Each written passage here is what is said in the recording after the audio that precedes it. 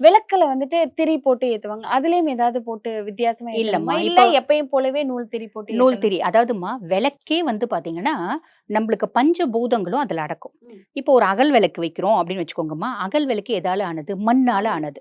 அதுக்கப்புறம் வந்து பாருங்க, அத நீர் ஊத்தி தான் பெசைறாங்க அந்த மண்ண. அந்த களிமண்ண நீர் ஊத்தி பெசைறாங்க. அதுக்கப்புறம் நெருப்புல சுடுறாங்க. 3 சக்தி வந்துருச்சா? நிலம், நீர், நெருப்பு. காய வைக்கிறாங்க. அதுல காற்று சக்தியும் வந்துருது, ஆகாய சக்தியும் வந்துருது. ஆக, அந்த ஒரு அகல் விளக்கு ஏத்தும்போதே, நீ பஞ்சபூதங்களையும் பிரீத்தி பண்ற விஷயம் வந்துரும். திருமூலர் அழகா சொல்லியிருப்பார். "அண்டத்தில் உள்ளது தான் இந்த பிண்டத்திலும் உள்ளது" அப்படின்னு. அப்ப அண்டத்தில் உள்ள அனைத்தையும் நீ வந்து உணர்த்தும் பொருட்டு, நீ வந்து அத்துணை சக்திகளையும் உன்னுள் அடக்கும் பொருட்டு, நீ ஒரு சாதாரண ஒரு இந்த அகல் விளக்கு ஏத்தி வச்சாலே போதுமானதும்மா. பஞ்சபூத சக்தியும் அதுல வந்துரும். பொதுவா சோ பெரிய நம்ம பெரிய விளக்கெல்லாம் ஏத்த தேவை கிடையாது. அந்த வாசல்ல தேவையில்லம்மா. அகல் விளக்கு வச்சு தாராளமா ஏத்துனா போதும். போதும்மா. மகாலட்சுமிக்கு நீ தங்க விளக்கு கூட ஏத்தலாம். அது உன்னோட வசதி பொறுத்து தான்.